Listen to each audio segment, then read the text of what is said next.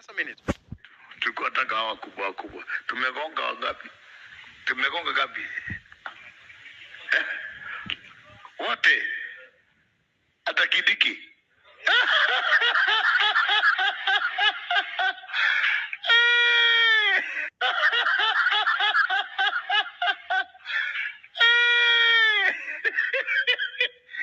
Leo rahisi nikikupata kwa kiasi kikunulia chai. Yes. Where's that lady? Kadhomi. Good evening, Eric and the team. Go on. Yeah, go on. Thank you so much for having me in this space. Just a bit about myself. I have experience in election observation. And lately, in 2022, I was a campaign manager. I worked with Azimio, worked with in the side of Mount Kenya with Jubilee Party, and I did a lot of work in these elections, and I have a lot to talk about elections in Kenya because it's something I'm into, and I'm also into governance and public administration as a career.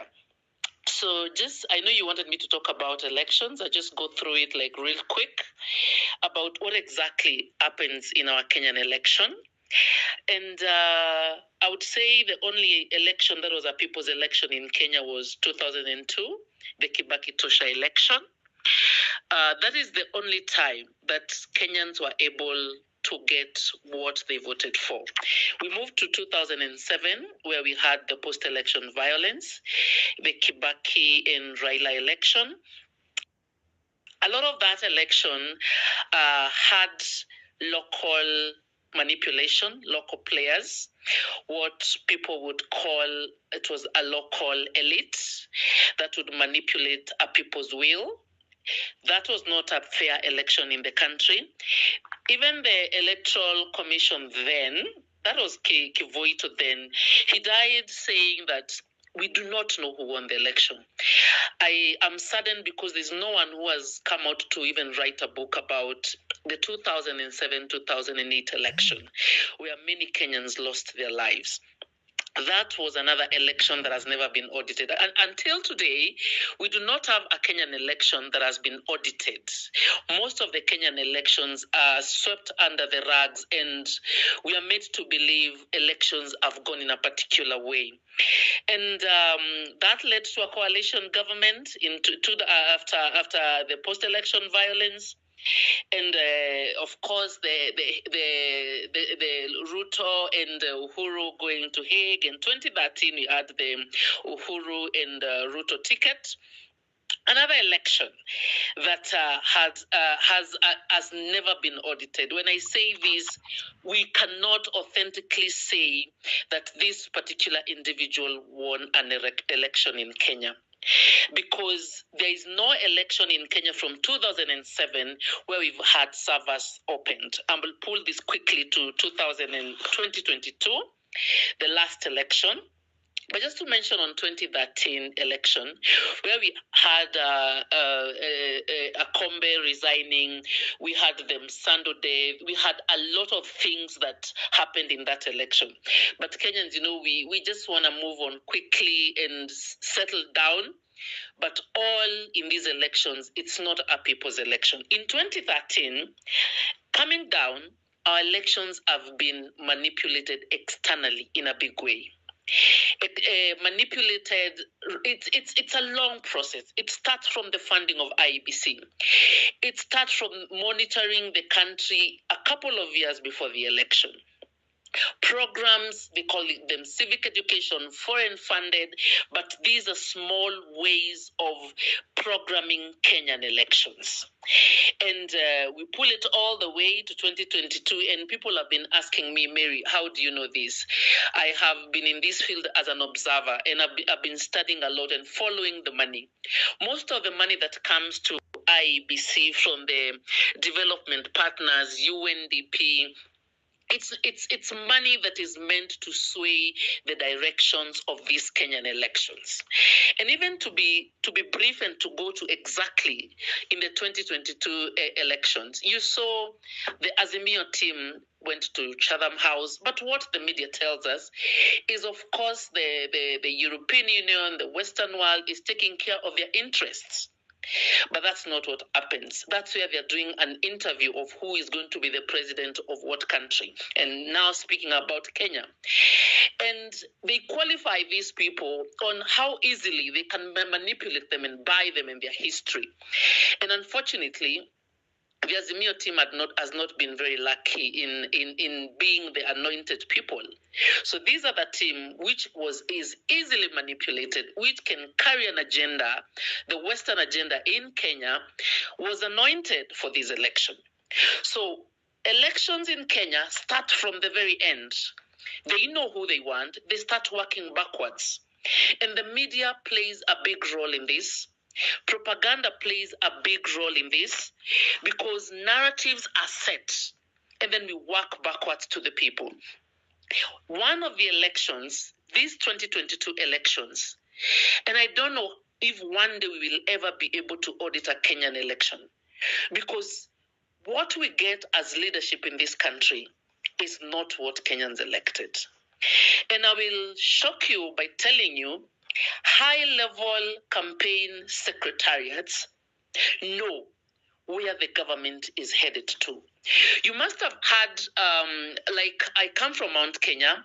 In Mount Kenya, we used Jubilee Party. And members of parliament that are vying, utasikia wakisema, serikali inaenda pande gani? It's not everyone who has this information. And for you get the ticket of the side where the government is going. Usually, it is not who is popular, it is who has been anointed to be the leader. That's why everyone was scampering for a UDA ticket. All the Jubilee people, they just jumped to this other side and got tickets. Actually, bought tickets. They just buy these tickets to secure getting another term in parliament. And what I would say, if you study the Cherera for what they were talking about, the results of 2022.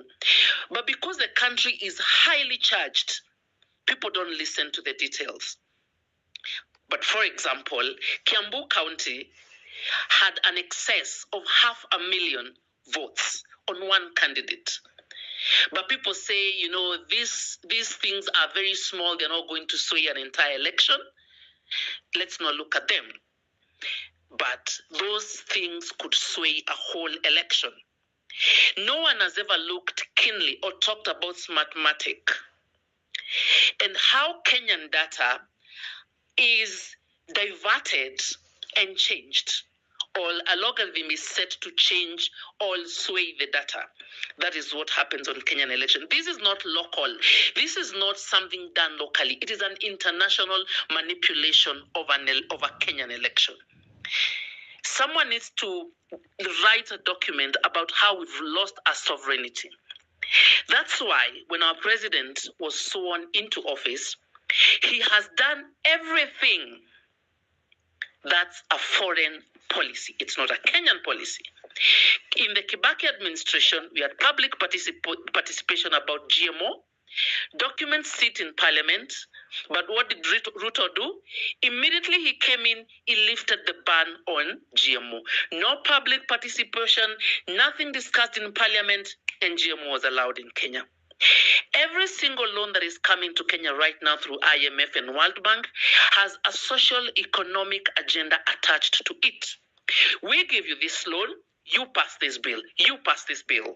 That's why right now the agriculture bill has been passed. That's why right now it's a criminal activity to carry out agricultural activities unless you have a diploma in agriculture. Otherwise, you face a jail term or a bail. If anyone is willing, lawyers listening to this, please audit every single bill that has been passed in the Kenyan parliament. It's a foreign agenda. It's not a Kenyan agenda. Social economic structures Like on the 24th of July, there is a case. There are Kenyans agriculturists who have come together who are suing because it's now criminal to share seeds in Kenya. These are legislations that have gone through the parliament. That's why I would say this is the worst government I've ever seen as a Kenyan, because no one cares about the bills they have passed in that parliament. Why is our president jumping as high as the foreign masters want him to jump? Because they played a big role in his presidency. He has no stance to fight for the Kenyan people. That's why he was the best candidate for them. And if anyone feels like my sentiments are not true, tell me one single thing he has done that is good for the Kenyan people. Even this finance bill is all a social economic structure attached to IMF funding. When you study all these things that have happened in this country, you realize the foreign hand in the Kenyan democracy, it is so huge. And I will shock you when I tell you, even on the opposition side, a high level, they always know where the presidency is going. I will shock you to tell you, even Raila knew, let me do this thing to maintain my backyard, to maintain the control of half of the country. He has a big following. To control Azimio, to have a big number members of parliament in parliament.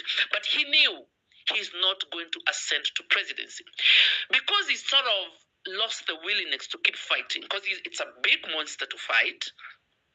When the election is done, he'll quickly be meeting the ambassadors.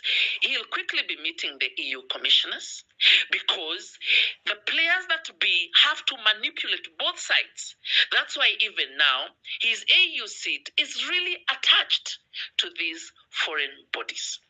They just want to balance an equilibrium in Kenya, because we are the products in the market. We are the slaves.